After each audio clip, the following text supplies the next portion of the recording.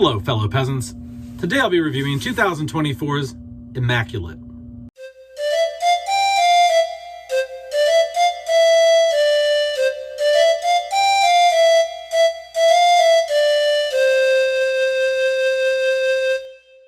Alright guys, so I finally got around to watching Immaculate, starring Sydney Sweeney. This came out this year, finally got around to watching it. I saw the first Omen in theaters, heard this was very similar, so I never really got around to watching it, never wanted to give it a chance. I finally watched it, and so keep in mind, this is a spoiler review. So if you don't want to be spoiled, go watch the movie and then come back. If you don't care to be spoiled, stay right here, keep watching. So what's it about? Sydney Sweeney plays a girl, a young woman who moves from the Detroit, Michigan area to a convent over in Italy to become a nun. She takes her vows. She moves in, starts hanging out with the nuns. Something seems amiss. There's a lot of things that are off. People are acting weird. There's just things that make her feel unsettled, uncomfortable. She's starting to figure out, maybe I'm not made for this, maybe. Like, she's just starting to question, like, is this really what I wanted, this lifestyle? And at one point earlier in the film, she goes into this, she hears someone praying or worshiping or something, and there's this person laying down on the floor with this red mask on their face, which was never really explained later on in the film what that was, but this older woman has this like nail, you know, this huge long nail, and she claims, and everyone at the church claims, that that nail is one of the nails that was in the hands or the feet of Jesus Christ at the crucifixion, and that they have the DNA of Jesus on that nail, right? That spike or whatever.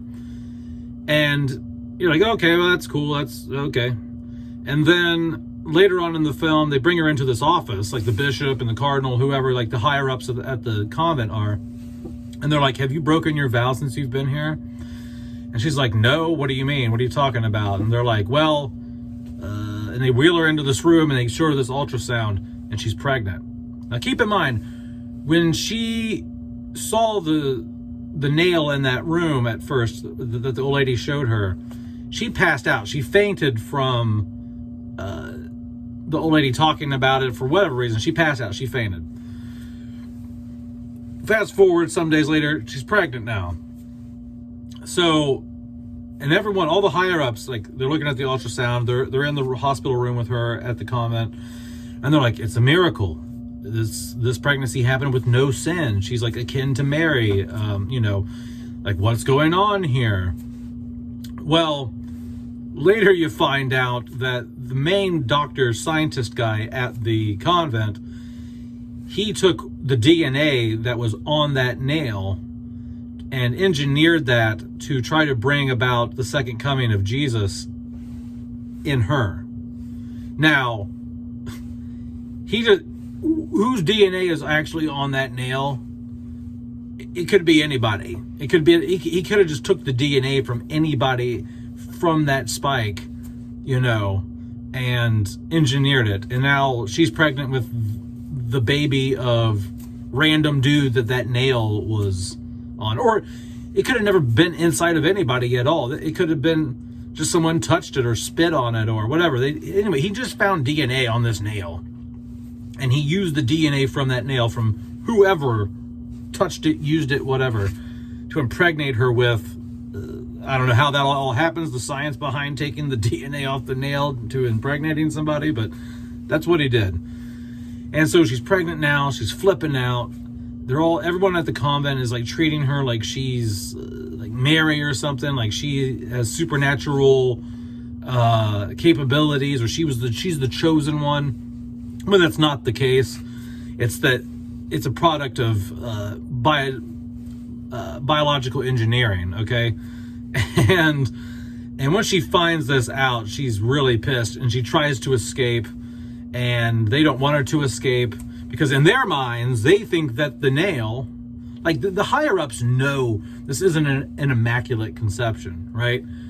But they do believe that the DNA or the blood on this nail is from Christ. They actually think that they are bringing about the return of Christ by doing this engineering. So She tries to escape. They don't let her. They tie her to the bed. I mean, it goes on and on throughout the rest of the film, her trying to get out of this situation.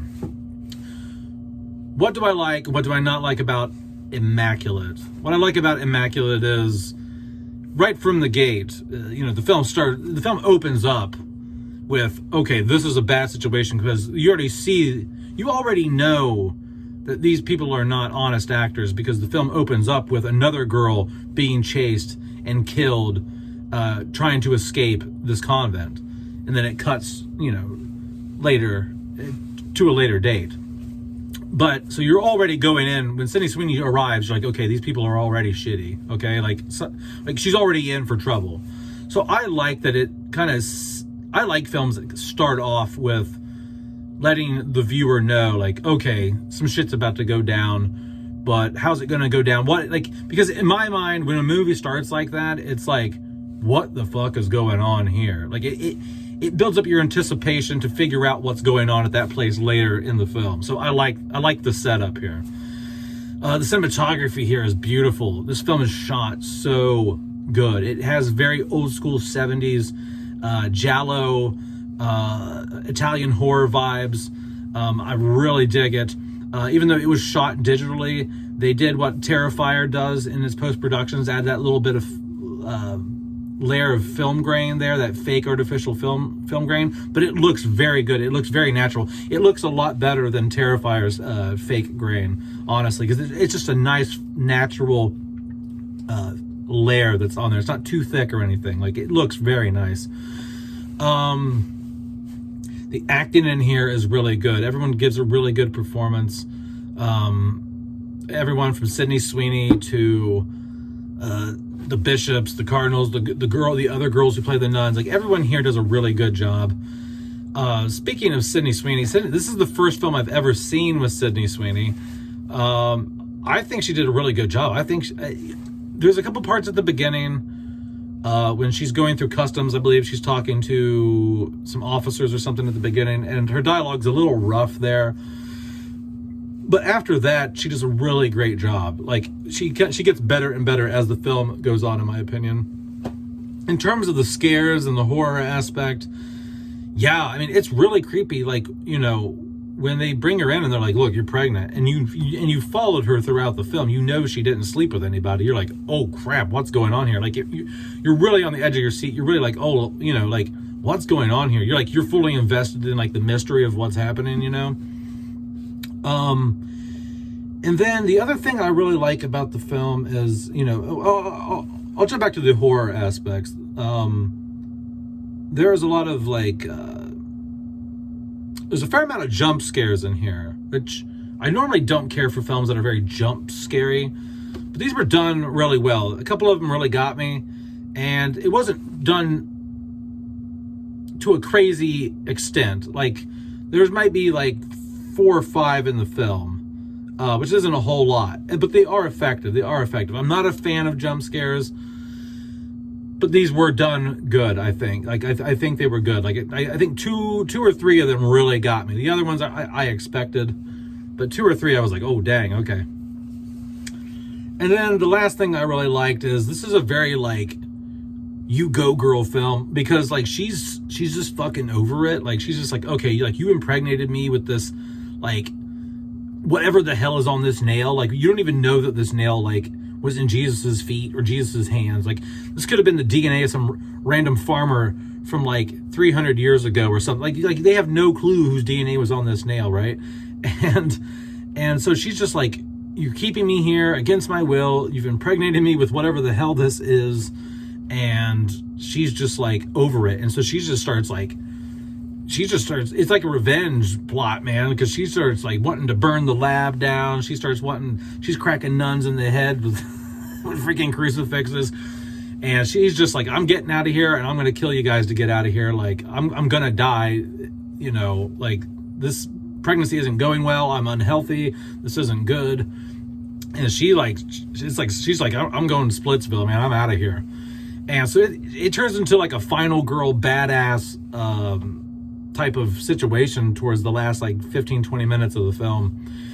And I like the death of the bad guy. Like, the bad guy, like, she just takes that she takes that steak, the same steak that he like impregnated her, got the DNA off of, and like jams it in his freaking neck and kills him. The final scene in the film is, I do find it underwhelming. I do think that once she kills him and she walks outside and she gives birth to the monster, because like the baby's deformed, these people have done this to other girls at the convent. She's like number how many that they've used to try to impregnate with the DNA off this nail, and the baby turns out deformed, like some like mongoloid like creature monster looking thing. Like they don't turn out good, okay? And she gives birth to the baby, and it's all deformed, and it's like it's evil or whatever. I don't know. It's like some deformed monster, and she takes a rock and smashes it at the end, okay? And to me, I was just like, I don't know, like it just seemed a little lackluster to me. Like I wanted her to like maybe like get away, get in a taxi cab, find some help, or just I don't know really what I wanted from the ending, but just part of it for me was like, oh, that was it. You know what I mean? It just felt a little lackluster. So that's one of the negatives. So I'll just jump into that. The only real negative I have of this film is that last like 10-15 minutes. Because it's so good when it's like final girl, badass, kicking ass, I'm gonna get out of here. She's whipping ass all the way up to the end. She kills the bad guy. And you're like, oh, this is awesome. This is awesome. And then it just kind of like, it just flatlines from there, I think, you know, even though she gives such a good performance, and because she did it in the first take they took of her screaming, having the baby like out in the woods. That was all done in the first take, and they kept the first take. Like she does a great job at like screaming, like she like seems like she's like really in pain. But I just didn't care for it. And I don't know what I wanted, but I just didn't want it to just go out on a whimper like that, I guess. And it leaves you wondering, like, because after she smashes like the baby with a rock or whatever, then it just cuts to credits, and you're like, okay, well, you're bleeding out, because the bad guy was like he was stabbing her in the stomach, trying to cut the baby out at some point, like before she stabbed him in the neck. So like she's bleeding out profusely. So you're left to wonder, like, okay, like, did she bleed out? Did she die? Did she end up finding help? It just leaves it. In my mind, it left it open. I mean, odds are she probably bled out from how bad he cut her. But you're just kind of like, I don't know. I just wanted a little more from the last 5 minutes.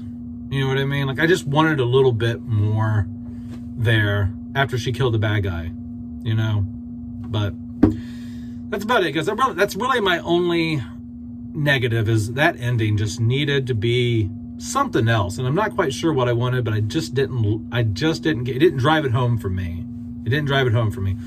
Let me know down in the comments below what you guys think about Immaculate. If I were to rate the film on a 1 to 10, the ending, you know, the ending didn't land it for me. I guess I'd probably give it a solid 7 out of 10. 7 out of 10. That's what I'm going to give it. All right, guys. Have a good one, peasants. Peace out.